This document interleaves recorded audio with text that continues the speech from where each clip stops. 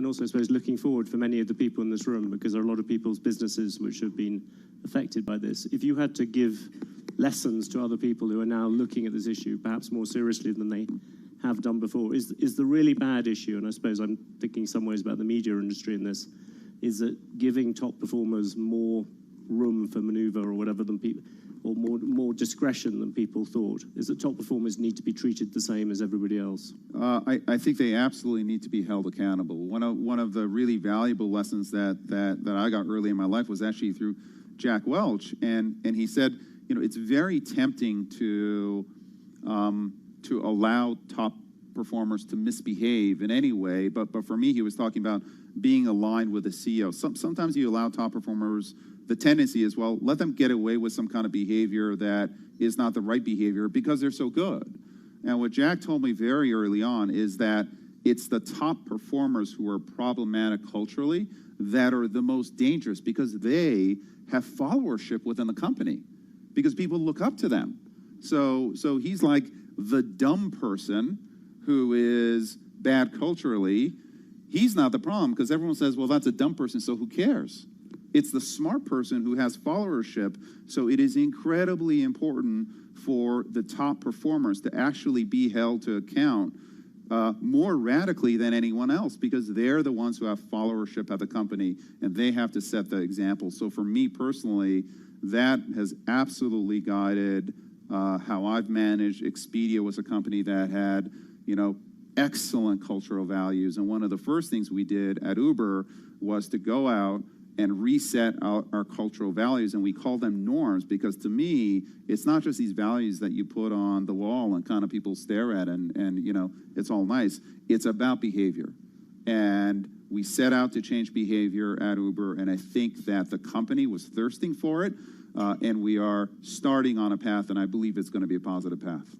An inevitable question, I hope you won't regard it as a cheap shot, but you talked about smart people who have followers throughout a company. I mean, Travis would seem to be the epitome of that sort of figure. Is that, do you think of him as being in that category of people that Jack Welch was talking about?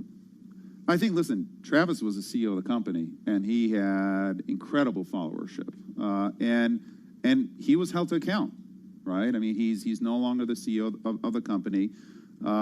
And he's a board member. He's a big investor, and so he's absolutely going to play a part on the board. But we've also been very clear as a company that we do have to make a break with the past, with how we behaved as a company, and to some extent with the new CEO being a very different kind of a CEO. So in the end, you have to be held accountable, and I think that Travis was held accountable, and at this point, he's a board member and a constructive one at that. If you look around the world now, where do you see the next competitors to Uber? You've obviously got Lyft breathing down your neck. Yes, yes. Where else do they come from? Well, I think that as you move into a world of autonomy, the position of the car manufacturers, the position of, for example, Google, who's developing Waymo and Waymo autonomous technology, you're going to get a lot of players interested in the space. And a lot of people think about Uber and ride sharing as a significant enterprise, and it is. But the fact is that we account for less than 1% of miles driven on the road now. When autonomy comes in, that number over the next 10 years is going to be closer, I believe, to 15 to 20%. So because we're not yet a true alternative to car ownership, and I believe that as you bring autonomous and you bring the price of mobility down and make it available to everybody, everywhere, then we become a real alternative to car ownership, and that really opens up the market for us, but it also opens us up to many more competitors. And is Google at the forefront of those competitors at the moment? Google is one of many. I think that they've developed very strong autonomous technology, but what position open for euro, that's short position at 1.1883.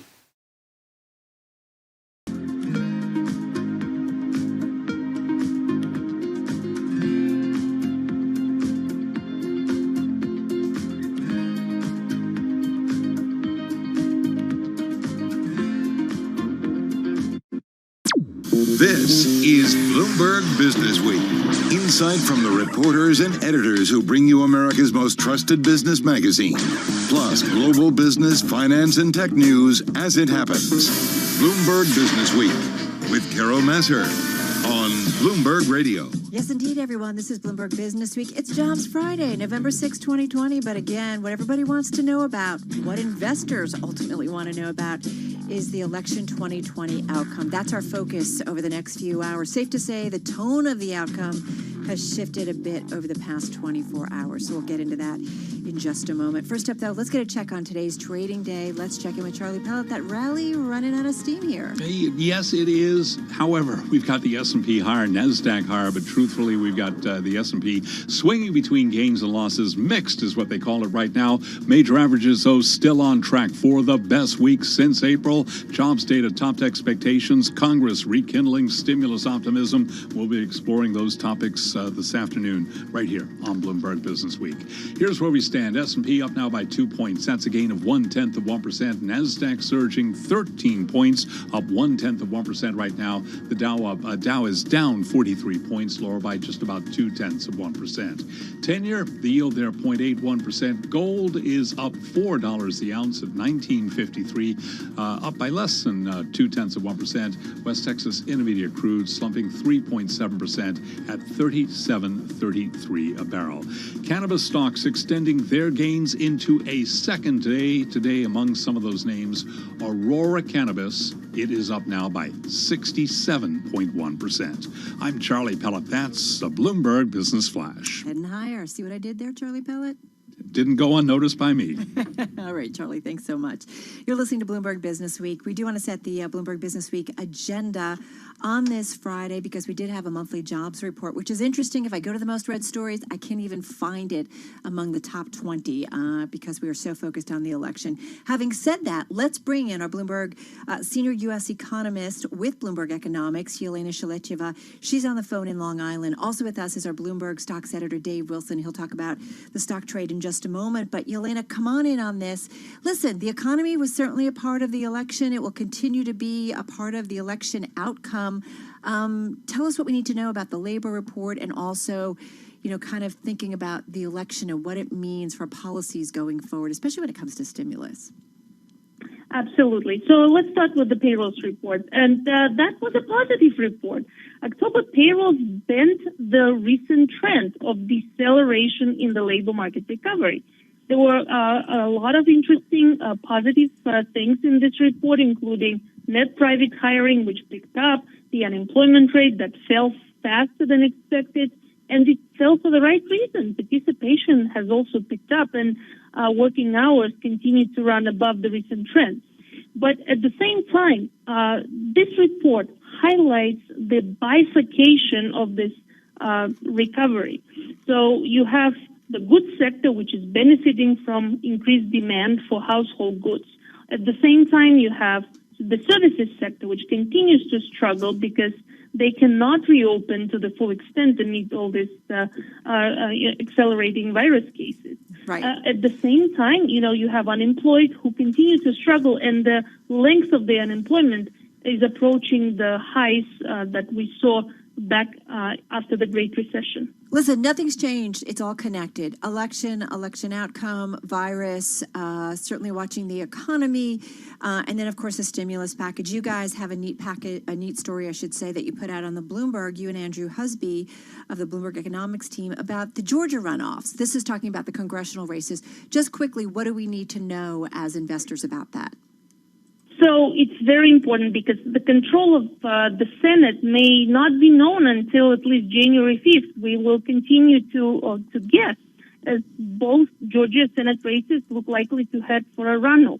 So that is important because in the Senate, the balance of power is currently 48-48. So, this Georgia races are really important for the Senate. So if hypothetically both Democratic candidates win their respective runoffs and Mr. Biden takes the presidency, it would be the party control over the Senate, and it will be the so-called blue wave. But this is a very unlikely case, I would say, at this point. And investors are adjusting to the idea of a Democratic president and a Republican Senate. And that means a very small fiscal package going forward compared to what it would have been under the blue wave. Right, what it could have been, that's for sure. Hey, Dave Wilson, got to get to the stock market. We've had quite a week here, but I feel like we're just taking a breather here on this Friday. What do you think?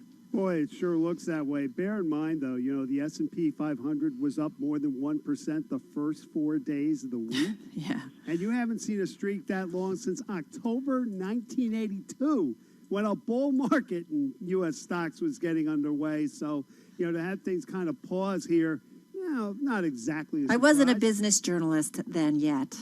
I'm just going to say. Just starting out, actually, in 1982. Okay. In any case, you look at what's going on, and the 11 main industry groups in the S&P 500, all within about 0.5% of yesterday's close, except for energy, which is taking another hit. Surprise, surprise. I mean, that group can't get out of its own way the last few years, basically, at this point. But there are a whole lot of earnings-driven moves. On the plus side, you look at a stock like CVS Health, up almost 9.5%. Their results went over well. Also, the head of their health insurance business, Aetna, is going to become CEO of the company next year. You look at T-Mobile US, up more than 5.5%. Their results for the latest quarter well received. On the other side, Electronic Arts down 6.5%. People didn't exactly like their latest quarterly numbers. So, you put it all together. I mean, there's a whole lot of movement, but for today, at least, not a whole lot of direction. Yeah, Peloton caught my attention, too, because yesterday, I think in the after hours, wasn't it tanking, I think, following earnings? And while it was down about 3.25% today, it rallied as much as 5%. Right now, it's just down about 0.7%. Yeah, I mean, they have issues from doing well. That's what it comes down to. Yeah. They can't get enough bikes. They can't answer their customer service calls fast enough. That sort of thing. It's a good problem to have, right? It is. I mean, and their third quarter results beat estimates. So it's on the one hand, on the other hand kind of story there. Yeah, really interesting. All right, Yelena, I mean, how important is it ultimately to who is in the White House, who is in Congress, in terms of what type of economy and policies we have come 2021? Do you anticipate that we could see some significant change to the upside downside? I know the stimulus package is obviously part of it. Is there anything else we need to think about? Yes, absolutely. The stimulus package is key, and we think we will get some. The question is how big it will be. So, and that will define the pace of growth going into the next year. Our baseline projection is for 3.5%. But there are other things you need to look at. For example, consumer deleveraging, consumer credit will probably slow down going into the next year, and that means slower recovery, just simply because a lot of people may become bankrupt and they have difficulty paying their debts just simply because what happened to them and they lost their jobs. So there are a lot of things to consider going forward, but obviously the fiscal package is the key issue. Yeah, absolutely. That's a big one. Hey, Dave Wilson, you want to give us a tease to your chart a little bit later on? Boy, what does a calm market look like when it comes to the VIX? I don't know. We'll what does it look maybe. like? All right. That's what we call a really, really, really big tease. All right. Thank you so much. Really appreciate it. Of course, our Dave Wilson, Bloomberg Stocks columnist and editor. He's going to be back a little bit later on with his chart and stock of the day. And of course, our thanks to Yelena Shaletyeva. She is our Bloomberg Economics senior U.S. economist joining us on the phone in Long Island. It's a jobs day. So we are watching the job market. This is something that normally in an election year, an election week would be front and center. But of course, we know it's been a week like no other when it comes to election 2020. And that's really going to be the focus over the next few hours. My colleagues June Grosso and Kevin Cirilli, they're going to join us to take a look at the political race, also still look at the ongoing legal challenges that we continue to see from President Donald Trump, and just try to get a good standing of kind of where we are politically and who might take up next in January when it comes to the White House. Quick check on the markets. Of course, we just heard a little bit of a different day, if you will, in terms of the trade. Dow Jones Industrial Average just at about 47. S&P a gain of 3. NASDAQ up about 19. But man, those major averages are up 6, 7, 9% for the week overall. All right, let's get to world and national news. For that, it's over to Nancy Lyons in D.C. Hey, Nance. Hey, Carol. House Speaker Nancy Pelosi says she is certain Joe Biden will be the next president, even though the race has not yet been called. It's a happy day for our country because Joe Biden is a unifier, because he is determined to bring people together, because he respects all points of view. And as he has said, I ran as a Democrat, I'll govern as president for all of the people, whether they voted for me or not. Well, Biden has taken the lead in Pennsylvania, currently ahead there by 13,000 votes. That's a state that President Trump needs in order to win. And Biden is also ahead in Georgia, Arizona, and Nevada. Biden is planning a primetime speech tonight. Well, it's unclear if President Trump will be conceding the race. Last night, he repeated unproven claims that there had been election fraud and that he'd won the election. Public policy expert Michael Waldman of the Brennan Center for Justice says the president's accusations are not based on fact, and if he or any of his supporters had any evidence, we would have known about it by now. There's an old saying among lawyers, when the law is on your side, pound the law. When the facts are on your side, pound the facts. When neither is on your side, pound the table. What we saw was the president pounding the table. Elections officials in several states say they're worried about the safety of their workers in light of a cascade of threats. President Trump today, a couple hundred of President Trump's supporters showed up outside the voting center in Detroit demanding a Michigan recount. Global news, 24 hours a day, on air and on Bloomberg Quick Take, powered by more than 2,700 journalists and analysts in more than 120 countries. I'm Nancy Lyons. All right, Nancy, thank you so much. You are listening to Bloomberg Business Week, a special edition of Bloomberg Business Week as election 2020 continues to drag on, although it does definitely feel a little bit different in terms of the tone over the past 24 hours. I do want to bring in two of my colleagues joining us once again. Kevin Cirilli, he is Bloomberg News Chief Washington Correspondent of Bloomberg Radio and TV, host of Bloomberg Sound On Bloomberg Radio, I should say. And June Grosso back with us, legal analyst and host of Bloomberg Law on Bloomberg Radio, on the phone in New York. A couple of headlines I thought was interesting, you guys. First of all, welcome back.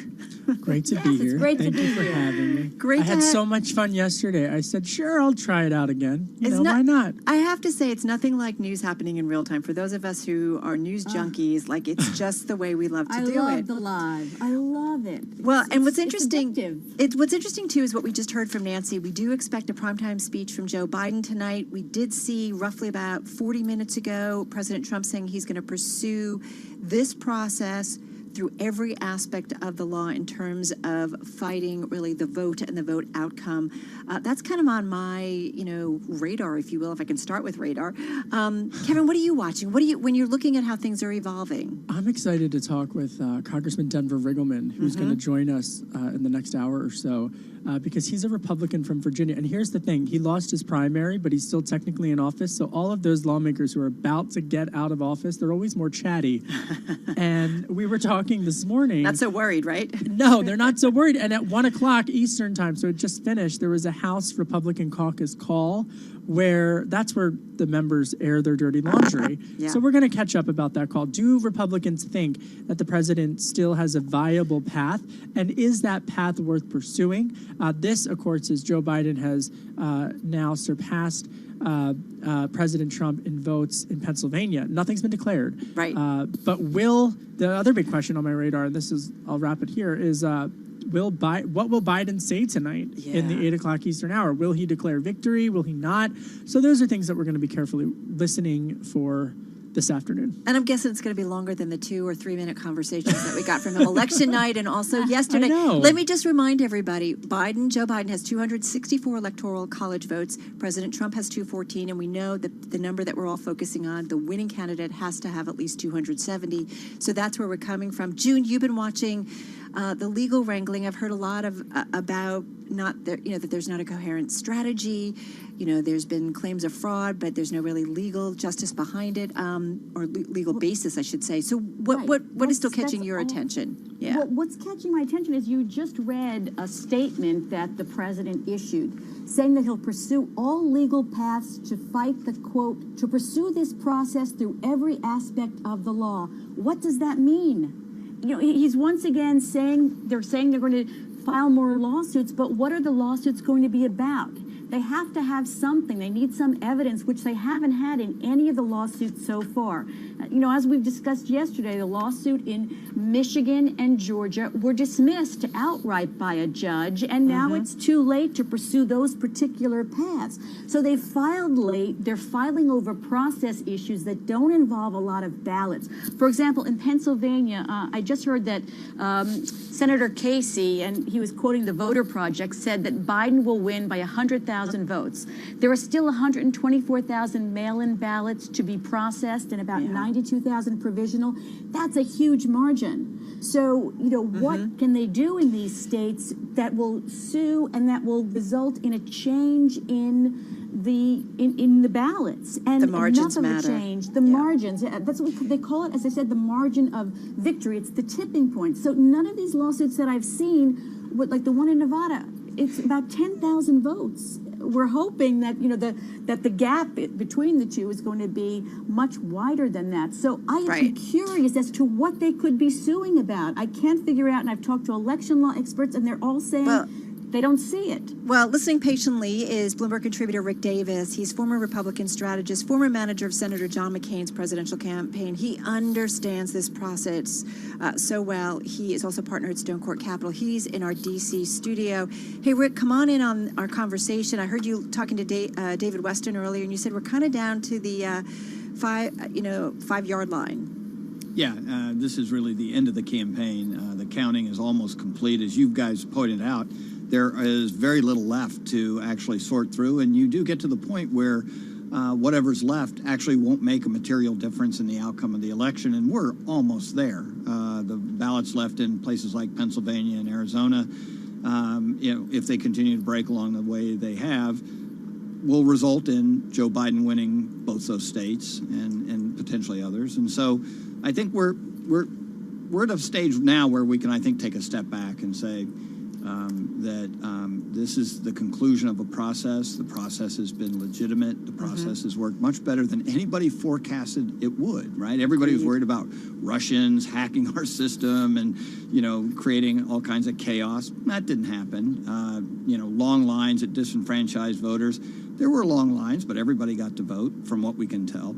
And so, I think instead of sort of focusing on the negatives associated with sort of the president who sees his future going down the drain, focus on the fact that we had this really great experiment in democracy, and it worked really well this year, despite everybody's concerns about the opposite.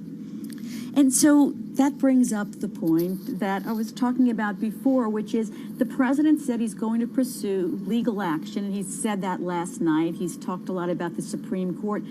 Do you see any strategy in legal action to come? Do you know of anything that they're planning? Well, it's really the loser's toolkit, right? And unfortunately, I've had my own use of the loser's toolkit over my career. And it's like if you're behind, break open this box and do whatever the stuff inside tells you to do. And part of that is start suing people. Now, we know that Donald Trump's had a history his entire business career of loving litigation, and so it doesn't surprise me that he's choosing this route. Part of it is just to create a holding pattern, right? Slow things down so that you can try to figure out what to do next. So we know that this has delayed the process a little bit. A lot of these, if not all of them, are probably without merit. But if you hang around long enough, maybe you find something in the process that you can hang your hat on and make a claim. You can see, like the party chairman, Ronna McDaniel, literally almost saying, give me another week and I'll come back with evidence. And so that's what losers do. It's not the first time, and it won't be the last time that the courts are used as a way of trying to create a process that looks like it wasn't your fault as the candidate for losing the election, right? And we know this is a president who is not all about taking responsibility. And so, regardless of what the outcome is, I don't think we have to worry about legal action because, as you've pointed out, you actually have to have a crime to have a court case. And so far, we haven't seen any crimes. I just have to say that I talked to one legal expert who said that Donald Trump would sue if a doctor hit him on the knee with a rubber mallet. So he's expecting, he's an election law expert that's been tracking all these 400 different lawsuits. So they're expecting it, but they don't know where it's coming from. That's right. I mean, look, Pennsylvania's a great case. Part of his suits are to stop the counting of the ballots that come in after Election Day. They tried that with the Supreme Court last week. The court didn't really want to hear about it. I think part of their angle was, let's have a vote first and see if it even matters. Well, now it actually may look like it matters. And so depending upon, again, the tipping point, right, if there are more votes for Biden than ballots that you need to challenge at the end of the process, then what's the point? And I think those courts are not looking to get involved in state election rules. Elections are the purview of the state. And so federal courts and the Supreme Court are only going to do that, only going to get involved in the most extreme cases. And the only one that we've really seen related to this is in 2000, and that's when the state literally couldn't actually do a recount. I mean, they just couldn't get it done. It was a physical so the Supreme thing, Court right? stepped in and said, look, all right, you've had your shot. Now we're going to call it quits. Breaking news, Maggie Habermans of the New York Times tweeting out just moments ago, Jared Kushner and the president's campaign re-election manager, Bill Stepien, have tapped David Bossie to lead their various efforts contesting vote tabulations in different states. So there's a name that you and I know quite well, Rick. Yeah, and this is following a pattern exactly what happened in 2000, where George W. Bush tapped, the former chief of staff, the former secretary of state, to go down to Florida and James Baker and take control of the legal strategy. It was as much the political strategy in Florida as it was the legal strategy. Again, slow it down, get everything moving at a snail's pace so that we can pick up any anomalies along the way, and protect whatever vote count you think you needed to protect. I mean, Rick, at a certain point, though, unless the margins are really, really, really, really close, it kind of becomes a moot point, does it not? Well, you're going to have recounts in a bunch of these states, right? So Nevada, Georgia, Pennsylvania, Wisconsin are all going to be triggered. Assuming nothing dramatic happens, you're going to have recounts in those states. And so it doesn't hurt to have court cases going on where you could introduce issues that come out of the recount. And so it's all part of this package of the loser's toolkit that I was talking about. It's all part of a process that's pretty well understood by campaigns going in. And generally speaking, not much comes of it, but it's kind of malpractice if you don't do it. Rick, you know what we do in Philly when we lose? We eat a cheesesteak. You know what we do when we win? We eat a cheesesteak. So it's always a good time. It's always a good time to eat a cheesesteak. Exactly. I think people need to rethink what's in the loser's toolkit. I thought we were going to eat. Pizzas cheesesteaks go bad after a while. I got a question for Rick. Okay, wait. So I was talking to some members of Congress earlier this morning on background, as they say in the biz, where you can't. They're more candid when you can't use their names. But 3 Republicans I talked to, one said that the president's legal strategy was quote-unquote stupid. The other one said essentially, I don't know what his strategy is, but I don't think he cares about the GOP moving forward. And then the third one said, well, good luck in the media if he's gone because you're not going to have a lot to talk about. I said, all right, okay. But Rick, Republicans, that's what I'm going to be watching for. Will there be prominent Republicans, whether it's Senate Majority Leader Mitch McConnell or whether it's people like Susan Collins or Senator Pat Toomey on the Today Show earlier today, a Republican from PA, who said he's not running for re-election, but he said the president's comments yesterday were quote unquote hard to watch. So, I'm going to be watching to see what they have to do. In a breaking headline story crossing the Bloomberg terminal now, Pennsylvania Republicans file new request with the Supreme Court. So that legal saga is ongoing. But Republicans now are going to have to, what they say will matter, Rick. Yeah, that's right. And we've seen Senate Republicans walking out, talking about transition. Even Lindsey Graham, after going on Hannity last night saying, he's going to back the president and gave $500,000 to his legal defense fund, was out today saying, that he'll take a look at Biden's cabinet secretaries with an open eye. Well, I mean, that's kind of an admission of where this thing is headed. Right. And so I think you'll see a real mixed bag. You know, the problem that the Republican Party has with Donald Trump is that he's not a party guy, right? I mean, he's never done anything within the party. It's all about him. It's a cult of personality. And so he really doesn't care if the Republican Party gets a black eye on his exit process. And so, unfortunately, for these Republicans who have concerns about the future, they don't have a willing partner in the White House who actually shares those concerns. No, that's a really good point. Hey, Rick, sit tight. We're going to come back, do a little bit of news, and then we'll come back with Rick Davis, Bloomberg contributor, former Republican strategist, and, of course, partner at Stone Court Capital. Kevin mentioning that name that might be familiar, David Bossie. If you remember, he went from being a top campaign advisor, possible chief of staff candidate for President Trump, and then really fell out of favor, but it sounds like he's back in favor again. So something we're following certainly here. And again, as Kevin mentioned, that was in the New York Times. This is Bloomberg.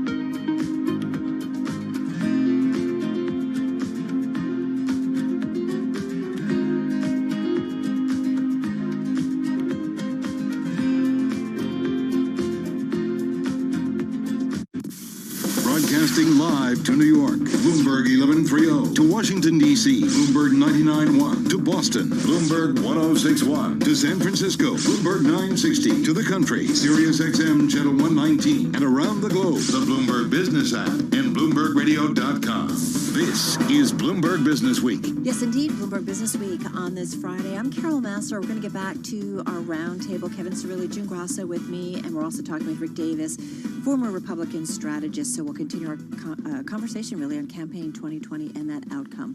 First up, though, back to your top business stories. I'll look at that trading day with Charlie Bell. All right, I thank you very much. Happy Friday, and we are looking at a mixed Friday for the U.S. stock market. Right now, we have got the S&P higher, little change, been fluctuating between gains and losses. Right now, up by 1 point, up less than 0.1%. The Dow is down 36 points. It is lower now by about 0.1%, while the NASDAQ Composite Index is advancing 12 points, up now by 0.1%. Major averages, however, still on track for the best week since April. Jobs data tops expectations. Congress rekindled stimulus optimism.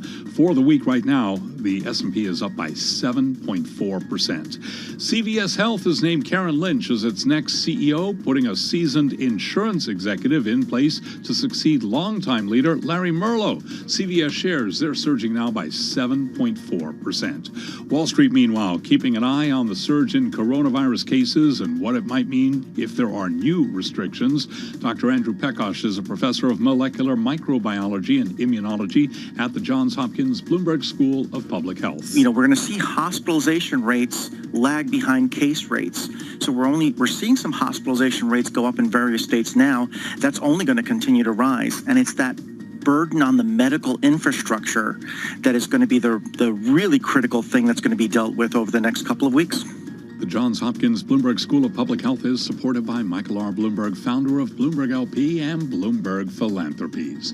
S&P up 2, a gain of less than 0.1%. The Dow down 33, down 0.1. NASDAQ up 0.1%, higher by 14 points. 10-year yield 0.81%. Gold up 0.2%, 19.53 the ounce.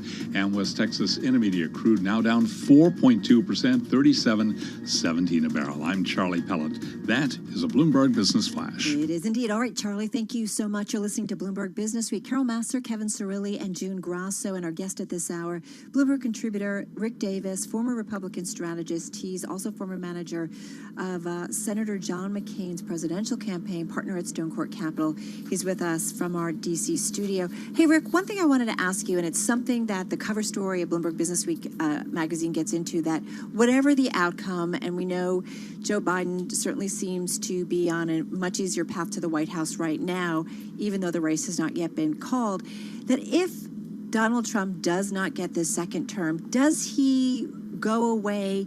Does he become a media star? Does he come back and run again in 2024? Really good questions. Nobody has a crystal ball who can see the outcome. There are a lot of different options. I would say part of the narrative that was going into this election was that, this could spell the end of the Republican Party, right? Mm-hmm. Trump's driving it off a cliff. And I think the showing by the party was actually pretty impressive. I mean, 68 million votes, that is strong. And wins in some House districts that they picked up. I don't think there are going to be anything material, but there weren't the blue wave losses that were anticipated. And depending upon what happens in Georgia in January, they may actually retain control of the Senate. I would also say in states like Arizona that was hard fought, lots of money, lots of time spent by the candidates, things like the state legislature, which was supposed to change based on this blue wave, is still actually in Republican control today. So I would say the narrative for the Republican Party is one of resilience. Whether or not Donald Trump looks at this and says, my second act is 2024, or whether he sees this opportunity to leave the stage, or whether he's dogged by legal problems. There are anticipated suits against him by the Southern District of New York and others that bog him down politically. Nobody, I think, can tell right now, but the idea that this is the end of Donald Trump as we know may be premature. Well, Mick Mulvaney, as we all know, Mick Mulvaney, the former acting White House chief of staff, and now he's a special envoy in Northern Ireland. He said that Trump is a very high energy 74-year-old, and he's likely to be engaged further, and that he will be in the 2024 or 2028 election if he were to lose this one. So, and also we talked about the Business Week article that mentioned that might also be a way for him to avoid some of these suits if he's still in the political process.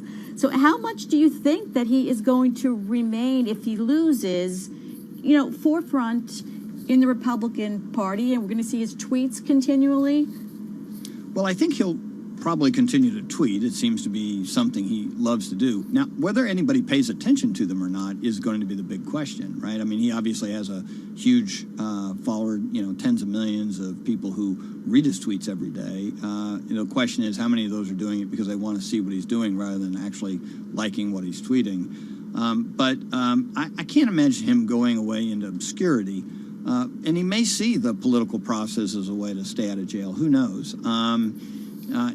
Look, he has defied every expectation put on him. Really for his entire life. I mean, talk about a guy who's had a lot of ups and downs. And arguably, if anybody says they know what's on his mind, I think they're the ones who have to have their head examined.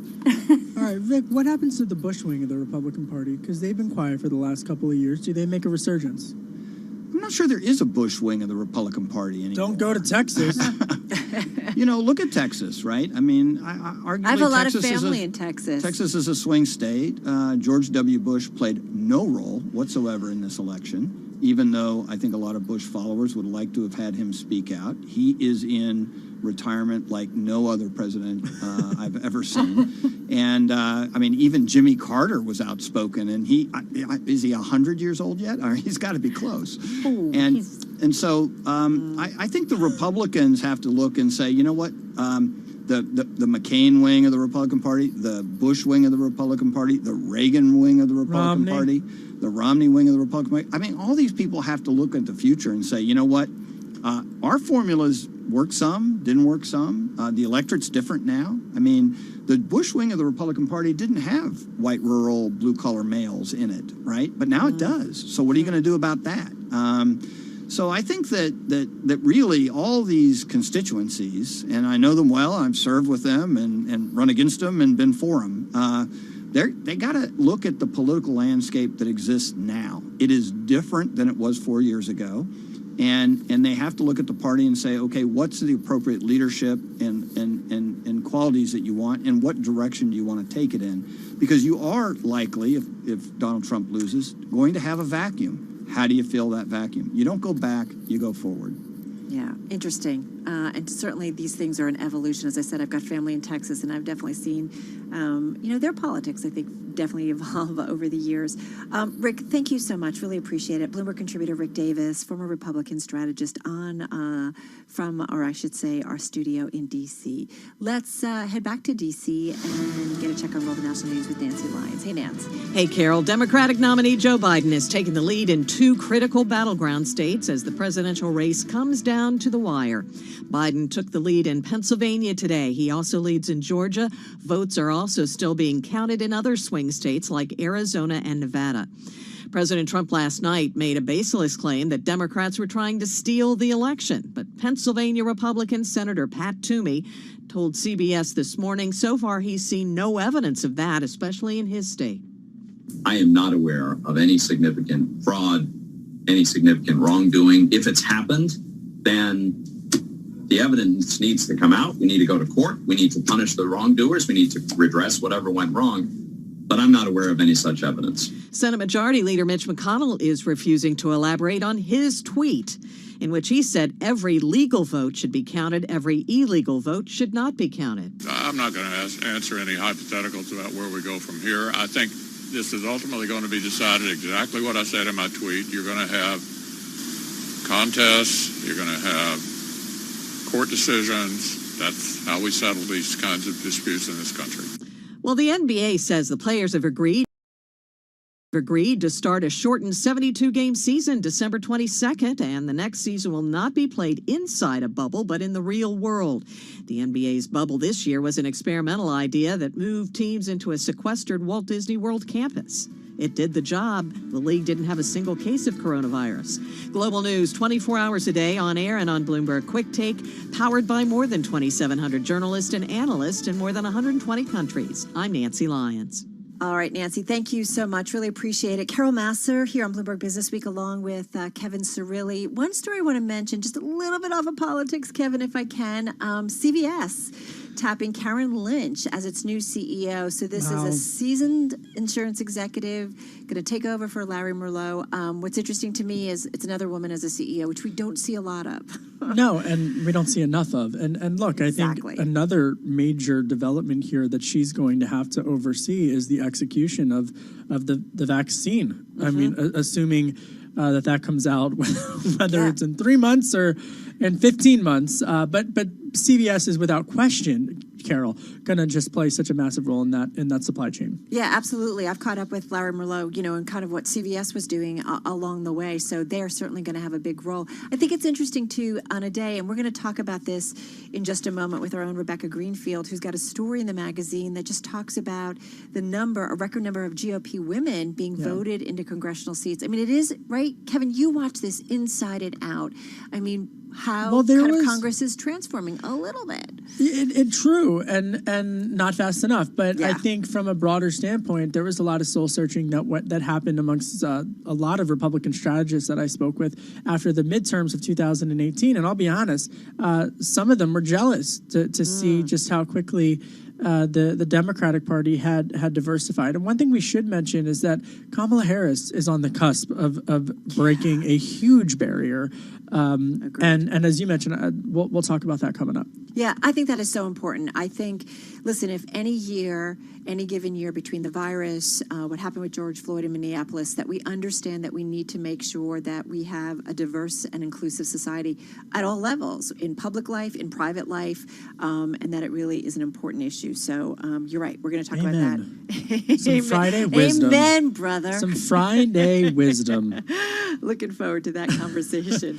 All right, you're listening to Bloomberg Business Week. I'm Carol Masser along with Kevin Cirilli, and you are listening, of course, to Bloomberg Radio. This is Bloomberg.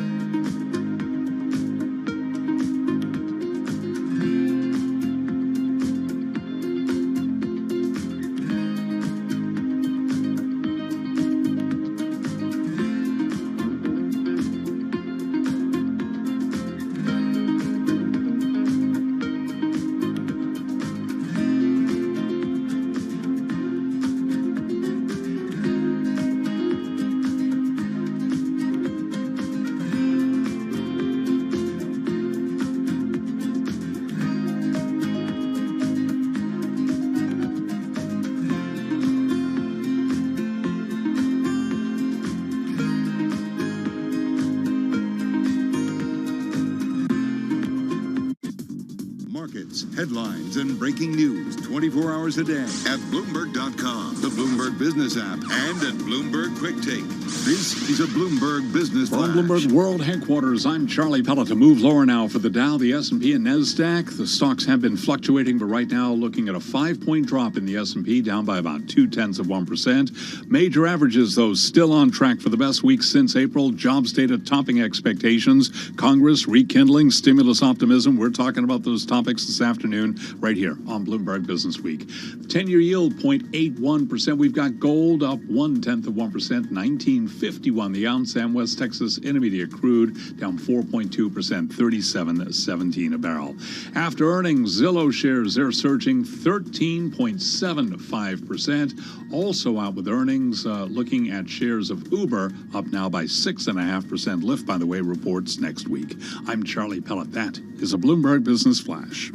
All right, Charlie, thank you so much. Really appreciate it. You are listening to Bloomberg Business Week. Carol Massar, Kevin Cirilli, and June Grasso. Well, despite a lot of uncertainty following Tuesday's vote, one thing definitely stood out, and that is a record number of GOP women who have been voted into congressional seats. Let's get into it with our own Rebecca Greenfield. She wrote the story. She leads diversity coverage here at Bloomberg. She joins us on the phone, as does Bloomberg Business Week editor Joel Weber. He's on the Access line in Brooklyn. Joel, let's set it up with you. I mean, there's obviously we're focusing on the outcome, but there are, again, a lot of moving parts to this.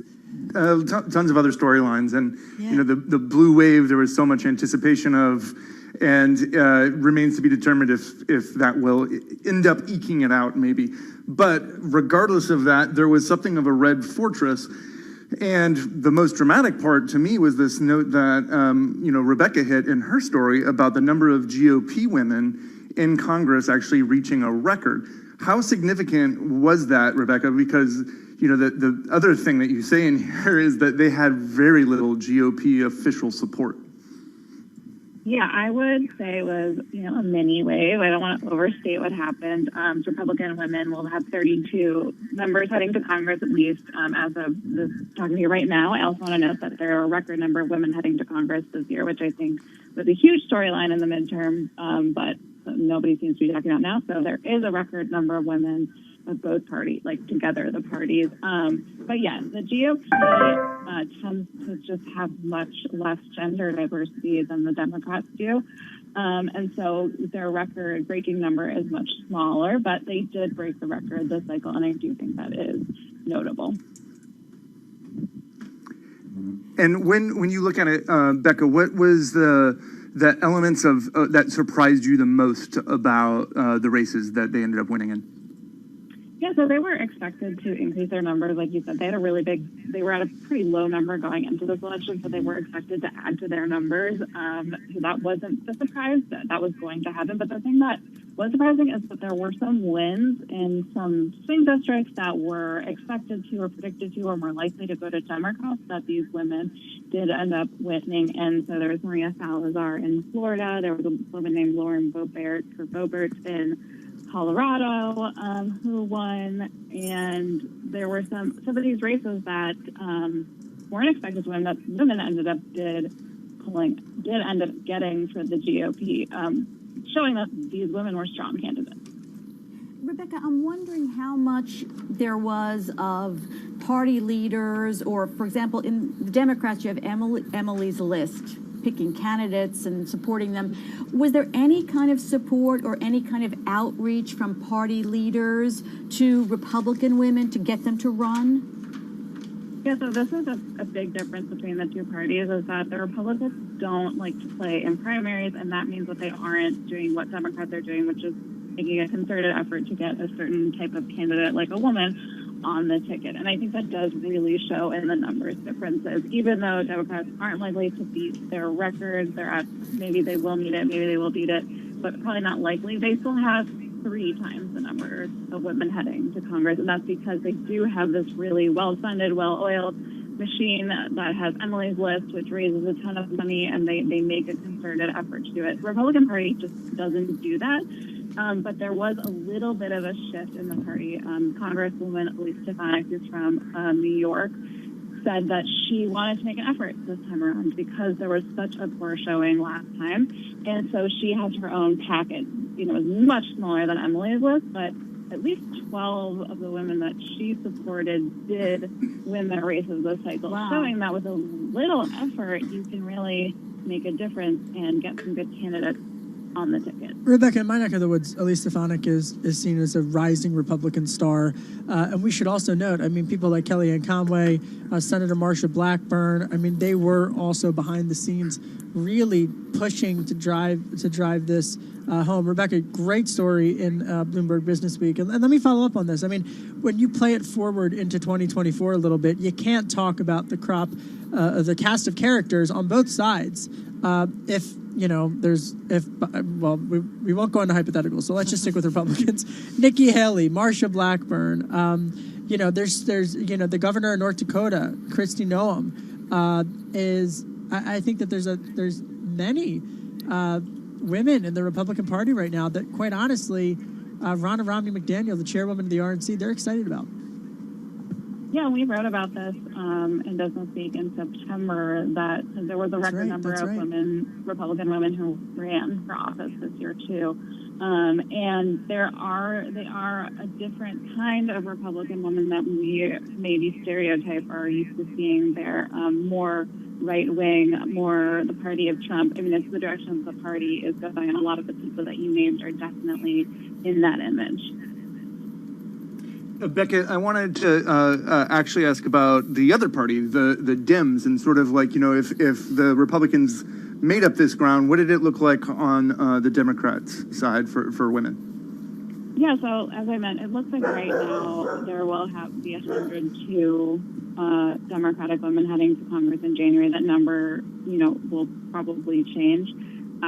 So they're not doing poorly. Their record was 106. It's not like a big, huge loss for them. I think they did, some of these races were women against women. So Maria Salazar beat another woman. So it doesn't have to be a zero-sum game. I think that is the lesson here for sure. And that there are lots of strong women. I mean, Rebecca, how do you look at this race overall? And I also think about, we were discussing earlier about the significance of Kamala Harris, a woman of color, a woman, just a woman, being vice president, like the significance of that, and maybe how that helps to really, push the numbers when it comes to the political landscape.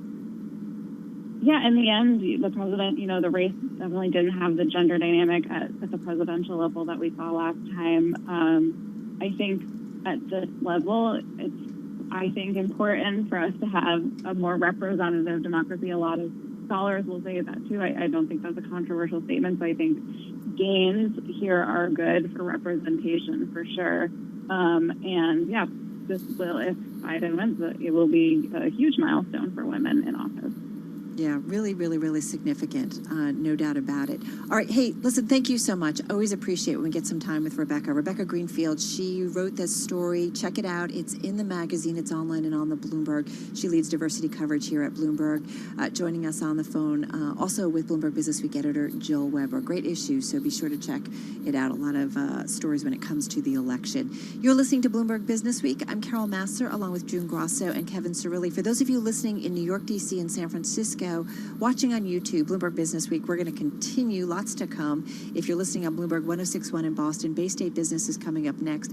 Listen, we're so focused, you guys, on the outcome of this, but I do think about the significance of more diversity, more of an inclusive Congress, and what that will mean, Kevin, in terms of policies going forward. Well, yeah, and I think, it's fascinating to just look as we look into 2022, because in my neck of the woods, they're already talking about that. And AOC just put out a series of tweets this afternoon where she's critical of the centrist Democrats who have been critical of the left-wing progressives in terms of why Democrats didn't have a better showing in the House. It's all inside baseball, but for me, it's what I live for, Carol. I know, it keeps you going. I can't help it. It really does. That and the Eagles and coffee. Philly cheesesteaks and coffee. All right, thanks. All right, you're listening to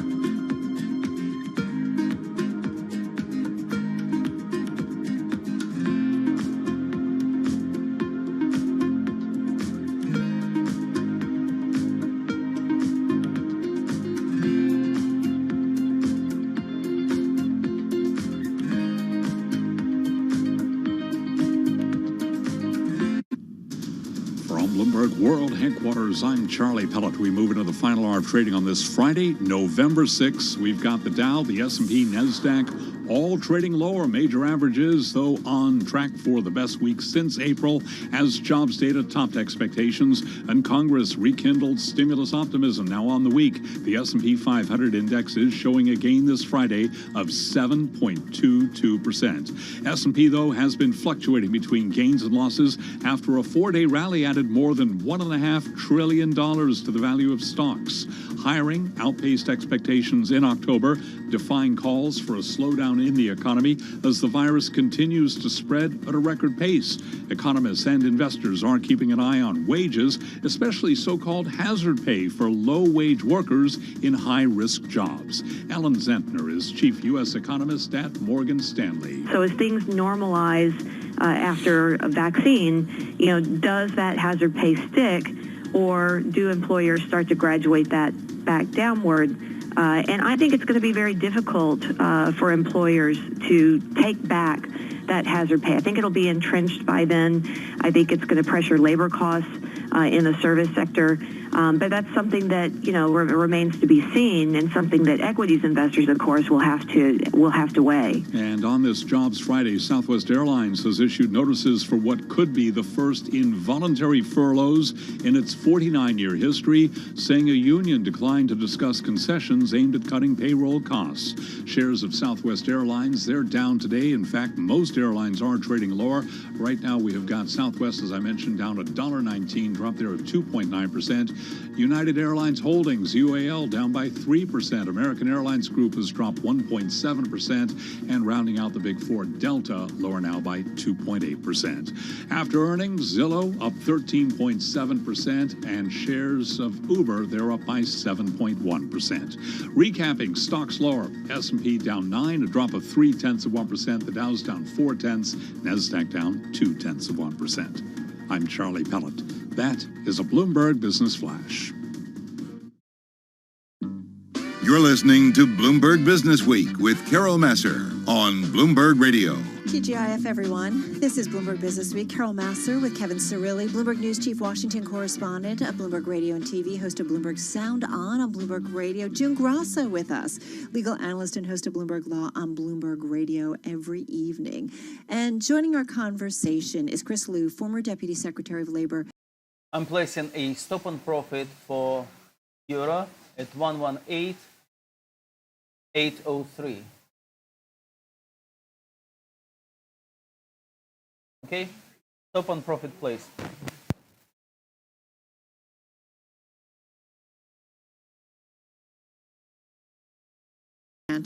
Of the U.S. government. So great to have you here with our team. I want to talk about politics, want to talk about the election, but first, an issue that's always important and usually in an election year is the labor market and the employment picture. We got some news today. How do you see the economy and labor recovery? It's the one that whoever sits in the White House come January is going to be dealing with. Well, and that's exactly right. And so, this month's report was a generally positive one. 638,000 jobs created. But I think there's a lot of caveats to this. I mean, there's a fair number of people, about 7 million, who are working part-time, even though they want to work full-time. The number of people who are long-term unemployed is continuing to grow. And all of this is happening at a time when we know that unemployment insurance, enhanced UI, is going to expire at the end of December, and we don't have really that much stimulus left in the economy at this point. So, again, a positive number, but we're still in a pretty big hole, about a 10 million job hole from where we were before the pandemic. Yeah, still a big hole. All right, so the election. Since you understand this process from, behind the curtain, something that we don't all get to see, what do you think is going on in each camp, the Biden camp and the Trump camp right now? Well, I think in the Biden camp right now, I think they're just going to continue to let the votes play out. And I think you saw a pretty stark contrast yesterday in the messages when the vice president came out and, I think gave a pretty poignant statement about how democracy is sometimes messy, but it requires us to be patient, expressing confidence, but really just, asking that all the votes be counted. The president took a much different approach yesterday. I think the issue fundamentally is how long the president is going to continue this. At this point, he's going to continue these legal challenges. The votes are going to continue being counted. There's really no proof at all about voter fraud. And whether, look, if this goes through the weekend, that's fine. But at a certain point, we do need to move on to the peaceful transfer of power, assuming the vote total goes the way it does.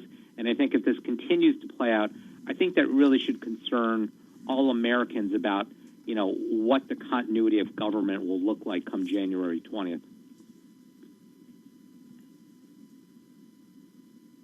That President Trump has told some people that he has no plans to concede, even if his path to victory is blocked. So where does that leave a peaceful transition of power?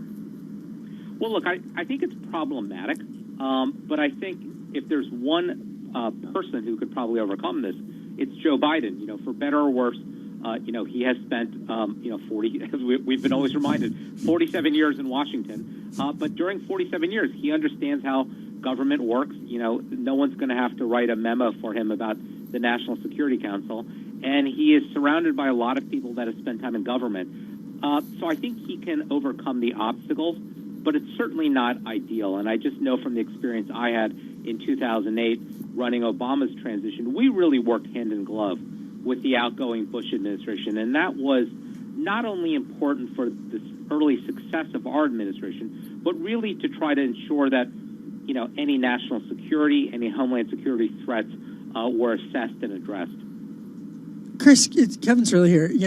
Can we just take off the politics cap for a second and just speak to us as a manager, right? Because as you mentioned, I think, folks, it's actually one of the great mysteries, I think, in American politics. Folks don't really understand how the transition process works. There's a lot of job to fill, and in a very short window of time, and a lot of competing interests to get on to a various administration and a campaign. So just talk to us literally about the binders and the resumes and the security clearances, because it really is fascinating stuff. Yeah, no, this is incredible. I mean, you would not run Bloomberg Radio this way. You wouldn't run any company this way, where one day the entire senior leadership just walks out and then a whole new group of people walk in. There are 4,000 political appointees, more or less, that sit on top of the federal government. 4,000 job openings. It's amazing. It's it really is. So 4,000 people walk out at noon on January 20th, and not 4,000 walk in. Let's say several hundred walk in, because it takes time to process people. And the fact that we pull this off in this country every 4 or 8 years is really a testament to this broader concept of a peaceful transfer of power, even between outgoing and incoming administrations that have fought a really hard-pitched battle. We've done it through war. We've done it through recession. And so I am hoping, notwithstanding the initial press accounts that are coming out of the White House, that they do finally, again, assuming President Trump loses, that he agrees to follow this tradition. Because, as I said, it's taking control of 100 federal agencies, national security, homeland security. There's a lot of things that have to happen, and it has to happen seamlessly, because we know this is a period of time when our country is vulnerable to attempts to disrupt us from the outside. Well, and not to mention, we are still dealing with a pandemic that is now spiking around the country, and that is really putting another layer of stresses once again on the financial, not on the financial system, or on really all of our systems, if you will. So, and job hunts, it's going to have to be virtual interviews and all that. So that's applicable to government too. Yeah, that's a really good point. Hey, Chris, sit tight. We're going to come back and talk a little bit more, do a little bit of news, and then we'll continue with Chris Liu, former Deputy Secretary of Labor under the Obama administration. He's over at the University of Virginia Miller Center. He's a senior fellow there. And as we mentioned, he was executive director of then President-elect Barack Obama's transition team in 2008. I mean, it's really interesting, June and Kevin, to kind of get an idea of like what goes on, right? When there's a transition, there's a lot that goes on.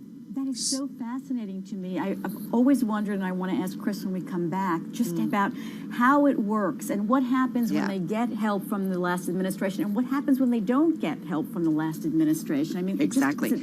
especially at the time of a pandemic. All right, good questions. Let's get a check on world and national news. Once again, Nancy Lyons. Hey, Nance. Hey there.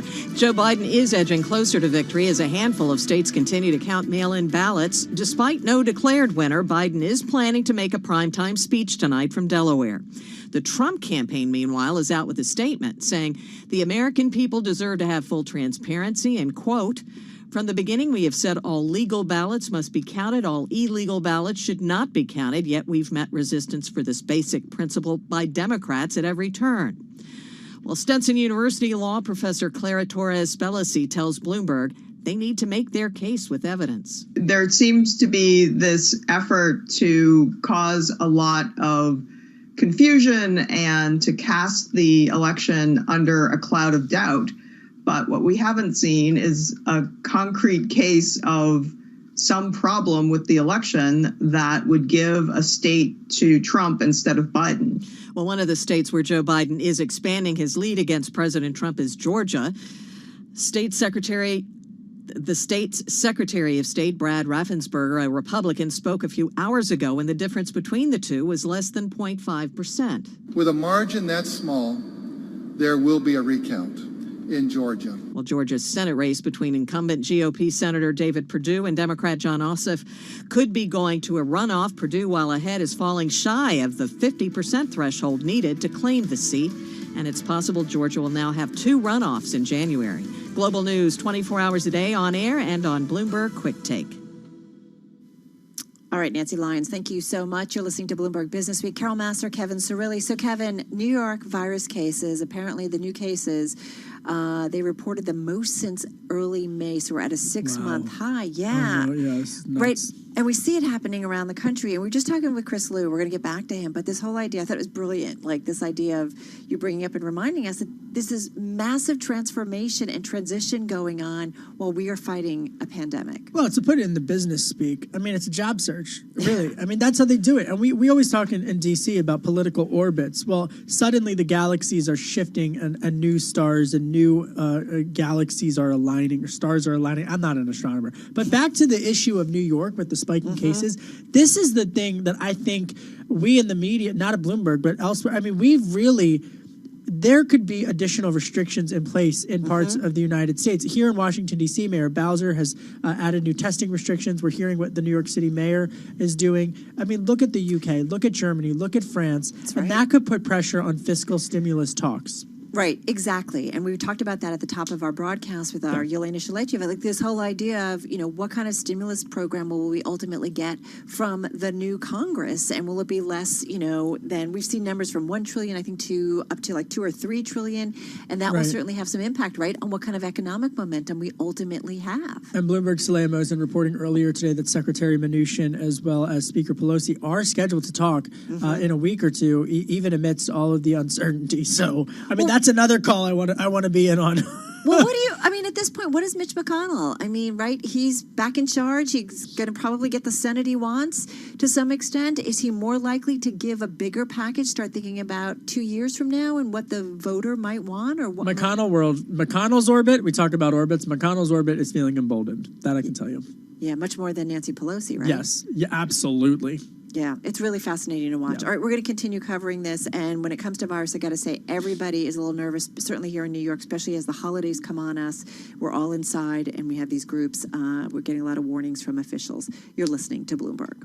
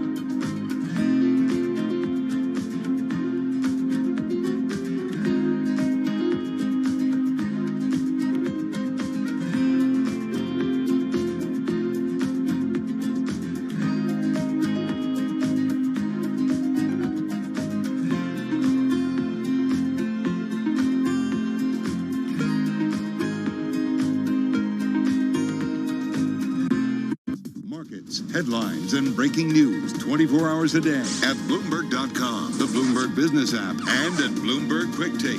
This is a Bloomberg Business Flash. From Bloomberg World Headquarters, I'm Charlie Pellet. A down day on Wall Street, looking like an up week, a big up week, in fact. But let's head right over to the first word breaking news desk for today's afternoon call. What a week. Here he is with the Friday edition, Bill Maloney. And good afternoon, Charlie. That's right. U.S. stocks in the red in a choppy session. Dow's down 114 points. S&P's drop 8. NASDAQ declines by 18. The U.S. 10-year yield at 0.82%. Gold is little changed. Oil falls 4%. And transports declined by 79 points.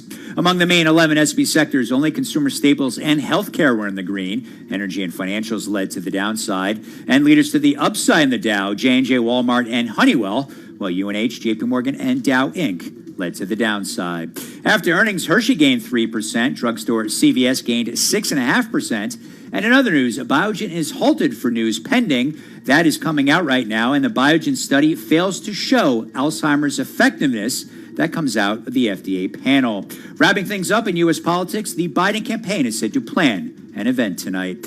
Live from the first breaking news desk, I'm Bill Maloney. Charlie? Okay, I thank you very much, Bill. Have a great weekend. And to hear live breaking news over your Bloomberg, type squawk, SQUAWK on your terminal. I'm Charlie Pellet. That is a Bloomberg Business Flash. All right, Charlie, thank you so much. I want to get back to Chris Liu. He is joining Kevin Cirilli and June Grasso and me. He's former Deputy Secretary of Labor under Barack Obama, now Senior Fellow at the University of Virginia Miller Center. He was also Executive Director of then President-elect Barack Obama's 2008 transition team. He's on the phone in Virginia. Hey, Chris, if we can just kind of continue with that idea of transition, since you understand what's involved. As we said, massive. We're talking about, thousands of people who basically walk out, a few come in right away. How does COVID complicate it possibly, and what are your expectations about this transition? I mean, and I do wonder, since Joe Biden is kind of an ultimate insider to some extent as well, does that make the process, are we more confident about what happens? Well, I think that's right. And again, I'll go back to the 2008 example, which is, at that period of time, we were in the financial crisis. Markets were spiraling at that point. But there was a level of cooperation between the outgoing team and Hank Paulson and the incoming team and Tim Geithner. And it's going to require that same level of cooperation between outgoing and incoming administrations now.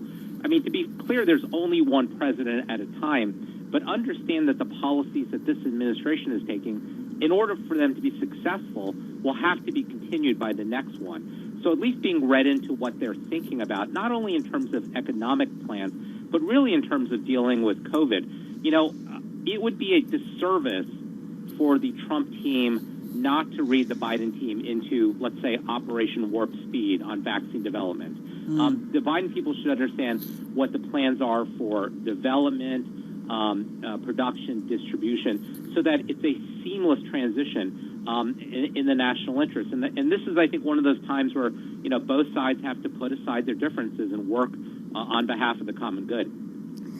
Well, what happens when the administration coming in has a totally different perspective on something like COVID? So you have Biden, you're expected to have a different kind of COVID plan, a different kind, and we even have President Trump saying in one of his rallies that he might fire Dr. Fauci, and then Biden saying, well, I'll hire him back. So when there's not that connect between the two plans, when it's sort of like apples and oranges, then what happens? Well, I think that's exactly right. And I do think, regardless of the differences, we need to get a vaccine developed as fast as possible. So I think there's common ground on that. I think one of the sticking points is, one of the issues that was in the economic stimulus negotiations, which is additional money for testing, which is something that Democrats have been pushing for. And that's, I think, critical to the Biden plan. We need widespread available testing so that we can safely reopen schools. We can identify where there are outbreaks and close parts of the economy back down very quickly and then reopen it again. So I think that is going to be a sticking point. But obviously, given where the politics right now post-election are, it's hard to imagine a stimulus in the order of, $2.2 trillion, which is what Democrats have been pushing. So my guess is that there will be some minimal stimulus, probably closer to what Mitch McConnell wants. And then I sort of suspect after January 20th Senate Republicans will be shifting back to deficit reduction again. And I think that's going to be problematic both from, providing the continued economic aid as well as the resources to fight COVID. Okay, so Tom Keene always tells me, Kev, don't go into too much of the hypotheticals, but I gotta rip up the script and I gotta do the hypothetical thing. Okay, so let's just say, hypothetically, just between us, will someone like a Lael Bernard, I don't know, have a good transitional conversation with someone like Secretary Mnuchin? Well, I think in that instance, I think we have seen how Secretary Mnuchin has been able to form alliances across the aisle. So I think that's probably a pretty good example where there would be cooperation. I think the broader issue, the markets will like that. But the broader issues in terms of Senate confirmations, will Mitch McConnell, if he controls the Senate, just allow these nominees to go through, or will he have his own criteria of what's an acceptable cabinet member or not? I mean, it wasn't that long ago that cabinet nominations, and confirmations were fairly bipartisan, with rare examples. In recent years, they've become increasingly more partisan. On the other hand, we've seen, what the Trump administration has done, where if they can't get people confirmed, they just use acting officials. So, so we there are we so could, many we could, acting we, officials. Right, we could go back down that road again if the Senate doesn't confirm people. Well, and I do just about a minute left here, Chris. I mean, I think that begs the question of how many people, senior officials, the State Department, how many do you perceive will separate from President Trump, especially in the transition process, to make sure that it is smooth in your estimation? And just got about 45 seconds or so. You mean the career officials or the political officials? Well, I mean, no, I mean like the political officials and his inner cabinet, will help with the transition. Yeah, I think the message really gets set from the top. And if this is a president who says, look, I want my people to cooperate, I think that cooperation will happen. But I think it is something to be concerned about, given, I think, the recent rhetoric as well as the longer-term history of this current president. Well, definitely interesting and really some incredible insight, Chris, when it comes to transitioning. I know you know it firsthand, so thank you so much for sharing that with us. Chris Liu, he's former Deputy Secretary of Labor under Barack Obama, Senior Fellow at the University of Virginia Miller Center, and as we mentioned, he was Executive Director of President Barack Obama's transition team back in 2008. It's going to be interesting, Kevin and June. I feel like this whole process, until we get through January and a new president or a existing president. But it's Friday. But also the Trump campaign, the Trump leadership is apparently trying to put a lot of regulations through now to enforce some of the policies that Joe Biden is probably not going to want to enforce. Keeps us busy. This is Bloomberg.